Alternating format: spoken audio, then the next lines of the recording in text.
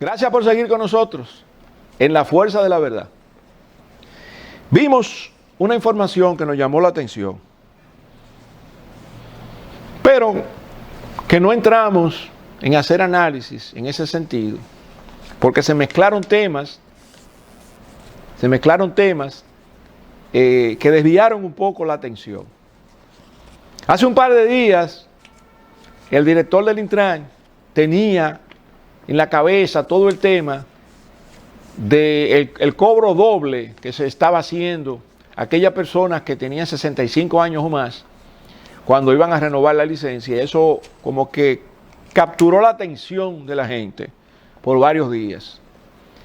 Sin embargo, se coló una información como que no se le ha dado importancia desde el punto de vista de análisis.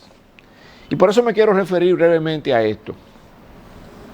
El director del Intran ha dicho, primero, que va a contar el Intran con su propio centro de control de semáforos en el Gran Santo Domingo. No sabemos, imaginamos que se debe tratar de los mismos semáforos, ¿verdad?, que ya están instalados, porque estamos hablando de 1.200 millones de pesos, ¿verdad?, que se están buscando las justificaciones de esa inversión. Y hay una cantidad de semáforos, nuevos o no, reparados o no, que están instalados, cuyo control que provocó lo que se ha denominado el sabotaje de los semáforos, estaba ese control en manos de la empresa contratada, la cual hace un año había amenazado con que iba a provocar el caos que se provocó ese par de días aquí en la ciudad de Santo Domingo. El abogado de esa empresa había dicho que con un simple control que tenía en la mano era suficiente para que al otro día se provocara un caos en el tránsito, porque se podrían desconfigurar o apagar los semáforos instalados, y cuyo control lo tenía esa empresa Transcor Latam. Sabemos que de las personas más cercanas a estos contratos, el pasado director del Intran y el pasado y socio de la empresa, de esa empresa Transcor Latam, están en este momento con una coerción de prisión preventiva.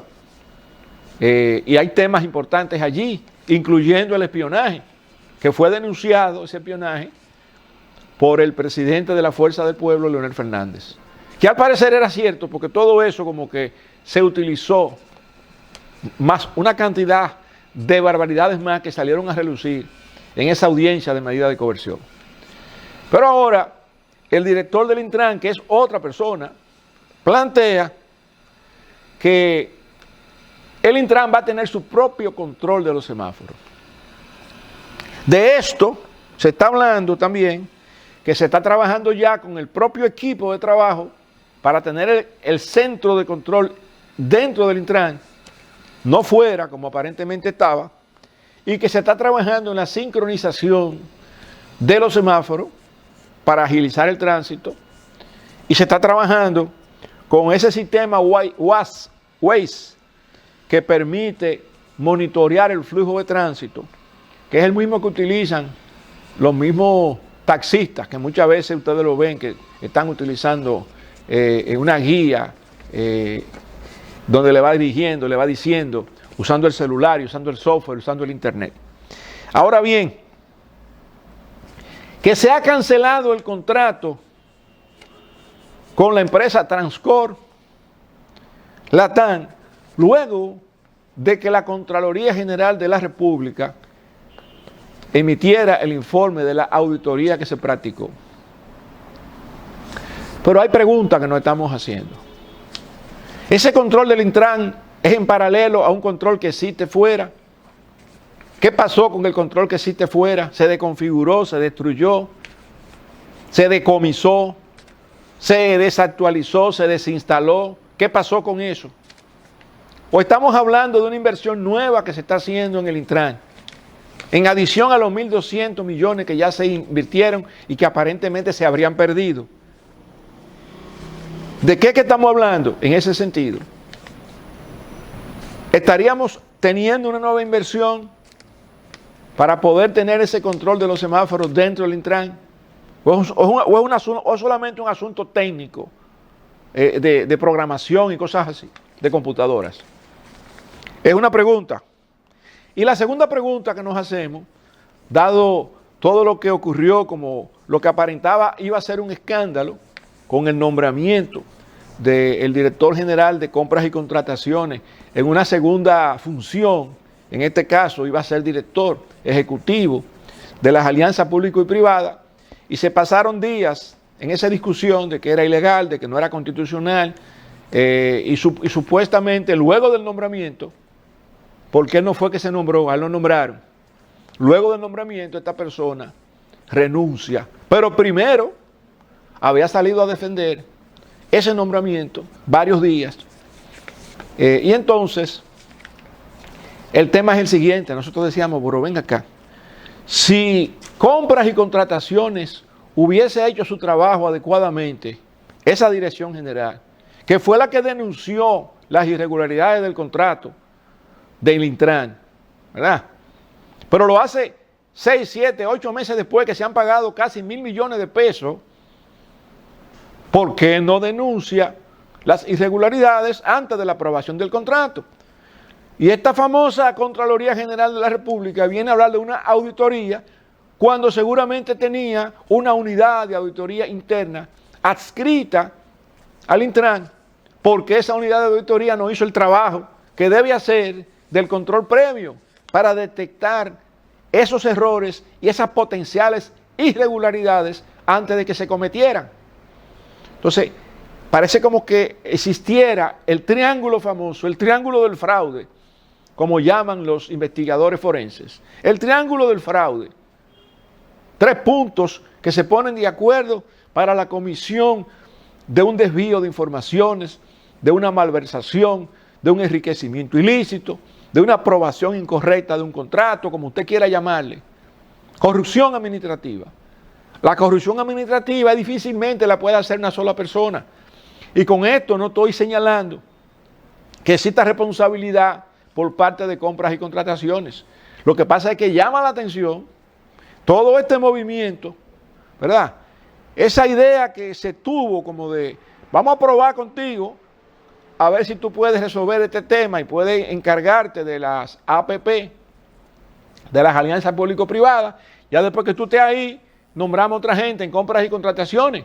Cuando hay un tema pendiente, porque esta persona fue nombrada en el expediente que sometió el PEPCA del tema del Intran, fue nombrado. Porque que compras y contrataciones tenía que reaccionar. Igualmente que la unidad de auditoría interna de la Contraloría, que no se ha mencionado, debió de reaccionar para impedir que ese contrato con tantas irregularidades pues se firmara, se aprobara. Pero al parecer, por la misma verticalidad existente en el Estado, todo eso estaba ya decidido y nadie pudo decir nada. Hasta que el escándalo explota y entonces no hay alternativas. Cada quien comienza a tirar al otro al medio, como se dice, hasta que el mismo encargado de compras y contrataciones tuvo que salir en su propia defensa cuando explotó el escándalo del Intran, diciendo que iba a aportar una serie de pruebas y de informaciones de las cuales él tenía a mano porque tiene que ver con ese proceso de compra. O sea, conoce la información y es quien denuncia precisamente las irregularidades de ese contrato. Todo esto no parece estar claro. Y entiendo yo que por eso se declaró el caso que ya está en la justicia como un caso complejo. Y también el mismo Ministerio Público había avanzado de que habrán sorpresas en el camino porque otras personas y personalidades podrían estar siendo también investigadas para finalmente esclarecer todos estos temas relacionados con esa corrupción que se implementó en el Intran y de quiénes son realmente los responsables en esta alianza aparentemente delictiva entre funcionarios públicos de la gestión del cambio en este momento. Señores, gracias por escucharnos con este comentario en La Fuerza de la Verdad. Y no te olvides, acuérdate de tu Creador. Ahora que eres joven, no esperes los días en que ya no sientas placer vivirlos. Apártate del mal y haz el bien. Busca la paz y síguela. Permíteme decir la verdad delante de los fuertes y no decir mentiras para ganarme el aplauso de los débiles. Gracias por acompañarnos con estos comentarios, terminando la semana en La Fuerza de la Verdad.